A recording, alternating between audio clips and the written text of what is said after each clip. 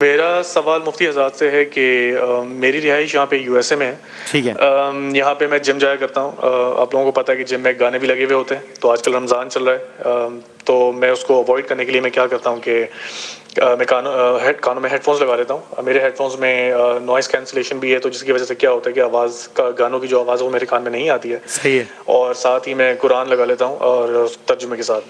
تو میرے یہاں پہ کچھ پاکستانی دوست بھی ہیں اور مسلمان وغیرہ کچھ اور بھی ہیں. تو ان سے میری جب بات ہوئی تو انہوں نے مجھے کہا کہ یہ کرنا غلط ہے, احتراماً غلط ہے, کہ کانوں میں تم نے قرآن لگایا ہوا ہے لیکن تمہارا دھیان کہیں اور ہوتا ہے اور تم سنتے نہیں ہو. تو یہ احتراماً, مطلب ان کا کہنے کا مقصد یہ کہ احتراماً غلط ہے. تو مجھے تھوڑی سی رہنمائی چاہیے اس معاملے میں کہ میرا یہ کرنا صحیح ہے کہ نہیں.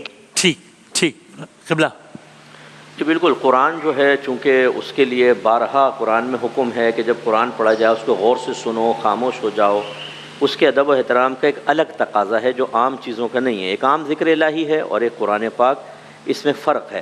تو یہ کوشش تو بہت اچھی ہے, سوچ بہت اچھی ہے, نیت بہت اچھی ہے, بہت اچھی نیت ہے. بہتر یہ ہے کہ کوئی جیسے ذکر الہی ہوتا ہے نا, اللہ اللہ ہوتے ہیں, اس کی ریکارڈنگ لگا لیں کان میں. ذکر بھی چلتا رہے گا, جوش بھی آتا رہے گا طبیعت کے اندر. جو درکار ہوتا ہے, جو بعض اوقات یہ جو ایکسرسائزز وغیرہ ہوتی ہیں میوزک لگا کے ہوتی ہیں, وہ ہوتی اس لیے کہ جوش میں آدمی کافی کر لیتا ہے ورنہ نہیں کر پاتا. تو وہ لگا لیں. لیکن قرآن پاک جو سمجھایا گیا وہ صحیح ہے میرے نزدیک کے, یعنی علماء کے نزدیک بھی, کہ یہ مناسب نہیں ہے.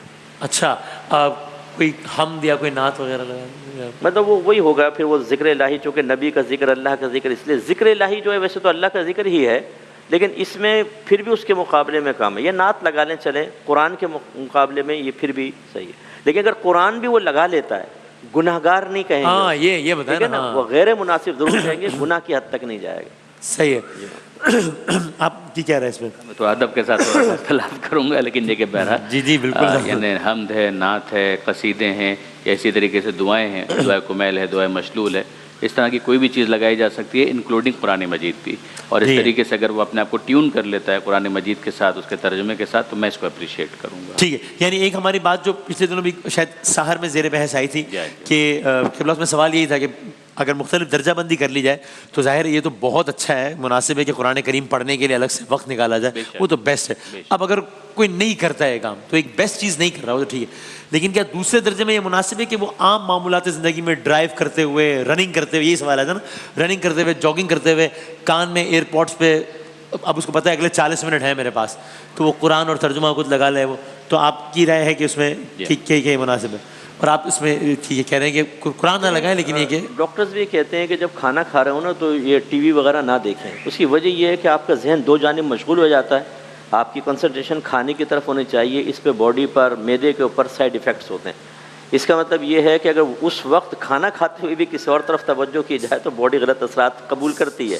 خیر یہ تو طبی نقطہ نگاہ سے, لیکن قرآن پاک جب آپ ایکسرسائز کر رہے ہیں, لازمی بات اگر آپ قرآن کی طرف توجہ کریں گے ڈمبل اوپر گر جائے گا, ہاتھ اتر جائے گا, بازو, کیونکہ قرآن کی طرف توجہ, اور ادھر توجہ کریں گے تو وہ غیر ضروری چیز کہ صرف آپ نے اس لیے لگائی کہ میں گانوں سے بچ جاؤں, اور یہ بس وہ کان میں اب سمجھ کچھ نہیں آ رہا ہے, ایک آواز سی آ رہی ہے بس, اور باقی پوری توجہ اس کی وہاں پر ہے, اس وجہ سے. اچھا پھر دوسرے اس میں ایک مشابہت ہے جو منافقین کے ساتھ, کہ جب قرآن پڑھا جاتا تھا قرآن نے بارہا کہا, وہ لہو و لعب کرتے تھے, کھیل کود کرتے تھے, اس لیے مفسرین علماء نے یہ منع فرمایا کہ ایسی کوئی بھی چیز جو ان سے مشابہت بنتی ہو احتیاط کر لیں اس میں. اب اس میں رائے مختلف ہیں اور دونوں کی رائے آگے آپ نے, ٹھیک ہے, دونوں کی اس میں رائے آگے آپ سمجھتے ہیں مناسب, اور آپ نے جو اپنی وجوہات بتائیں اس کی بنا پر آپ سمجھتے ہیں کہ گناہ نہیں ہے لیکن مناسب بھی نہیں ہے, تو دونوں کی رائے آگے اس حوالے سے. ٹھیک ہے.